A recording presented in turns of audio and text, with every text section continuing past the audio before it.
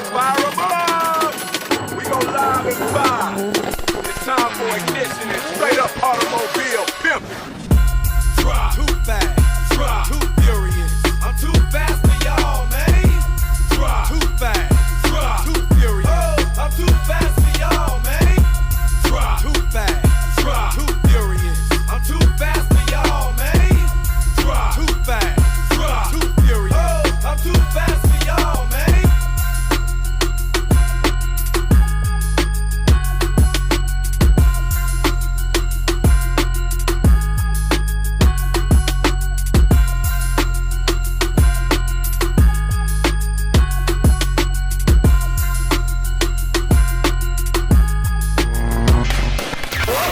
Hello everyone, and this is Kyle from Twisted Modworks, back again with another bin clean out opening. Let's kind of see how this goes. Alright guys, this is one of my bigger bins, and this has a lot of longer blasters that would not fit in any other bin. So we're going to dive right on here to number one, the first thing that is on top, and that is my N-Strike Elite Raven with the worker back stock and front muzzle-ish thing, which has a, longer barrel because the Raven needs a longer barrel.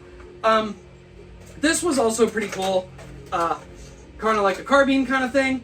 This Raven you'll actually see coming soon now that I actually have found it. I have a pretty cool project planned, and we're gonna need this guy for that. Next up is a Demolisher done in a very nice automotive kind of teal. Black accents, gold, all the good stuff. Gold brush painted, black was these three pieces, done in vinyl dye, and obviously the black detailing on everything else. The butt cap was vinyl dye as well. The OG 2017 loadout version of my Rough Cut. Who doesn't love that? I think this is the only blaster remaining that actually has this paint job on it anymore.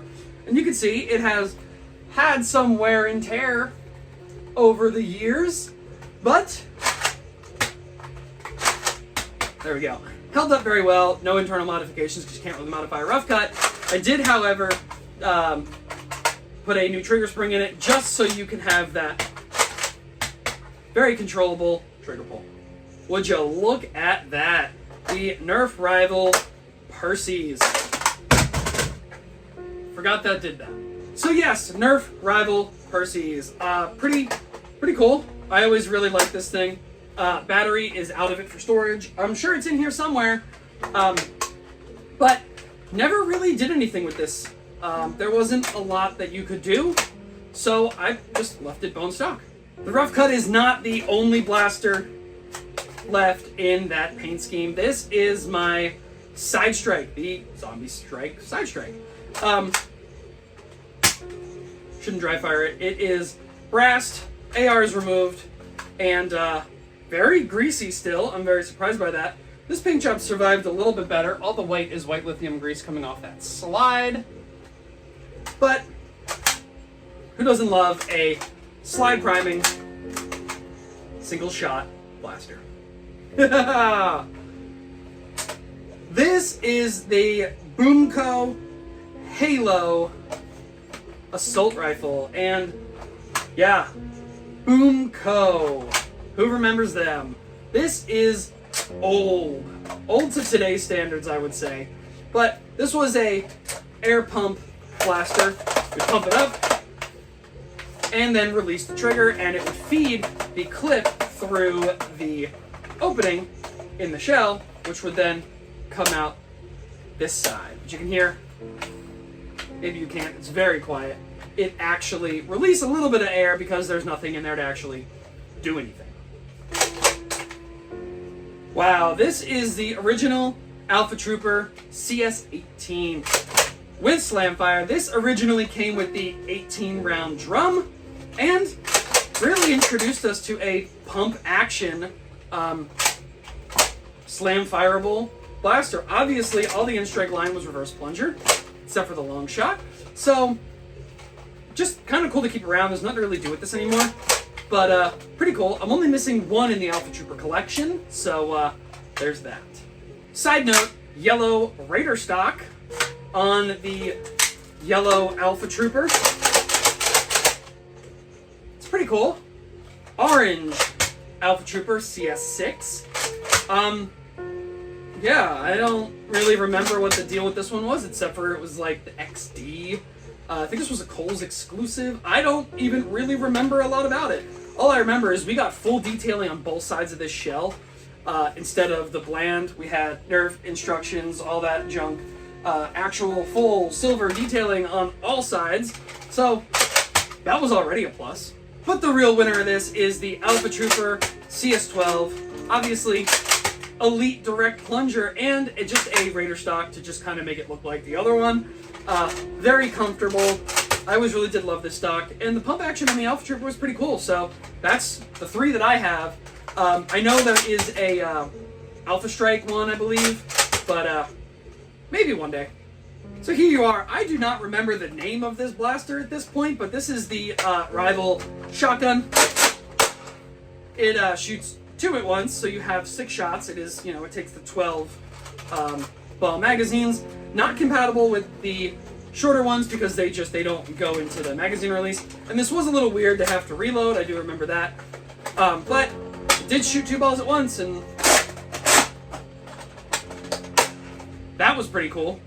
Another Rival blaster here. I don't remember the name of this one either, but I'm sure it revs. I left batteries in it. Oh my god.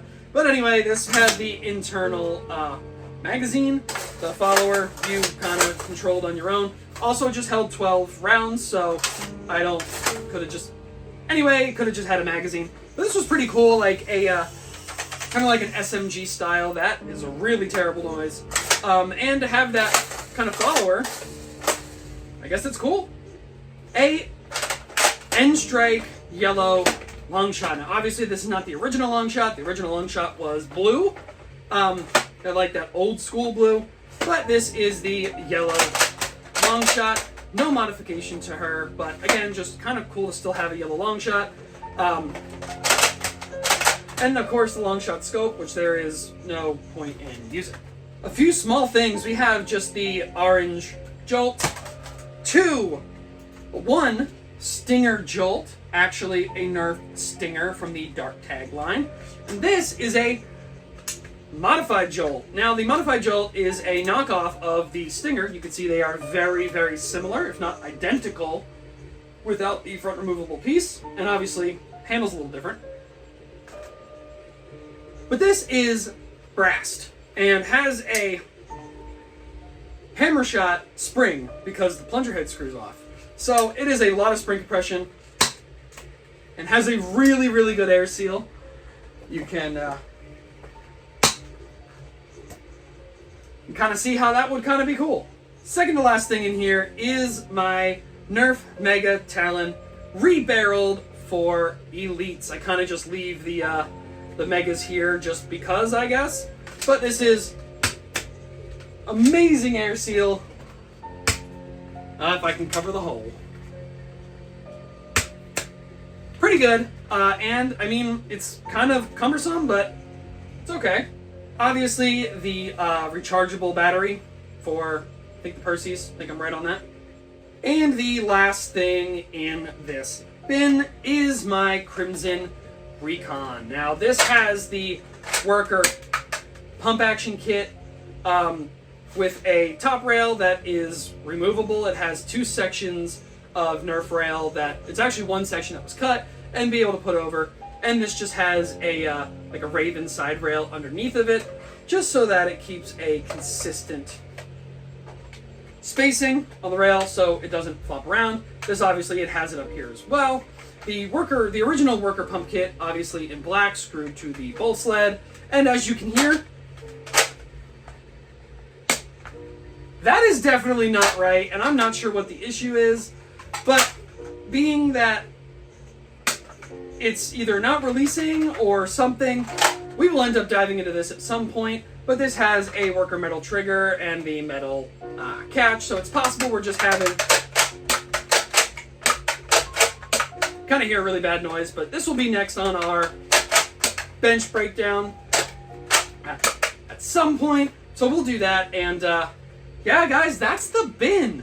This is honestly what I really thought was in here. All the other stuff is just kind of a plus.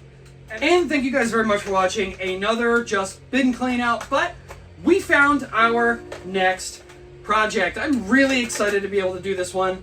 This Raven is just on motors. It is stock everything else, just kind of like a lot of other stuff used to be back when I did that. But anyway, this will be getting a full overhaul internally. We will never paint a Elite Raven just because it is so nostalgic and we have the whole line. So, we might keep the stock. We're going to lose the barrel. It's just kind of too much. But the stock's really comfy. And you guys will see that when that happens. But again, thank you guys very much for watching. Like, comment, and I will see you guys in hopefully a upcoming video where something special happens. Peace out, bros.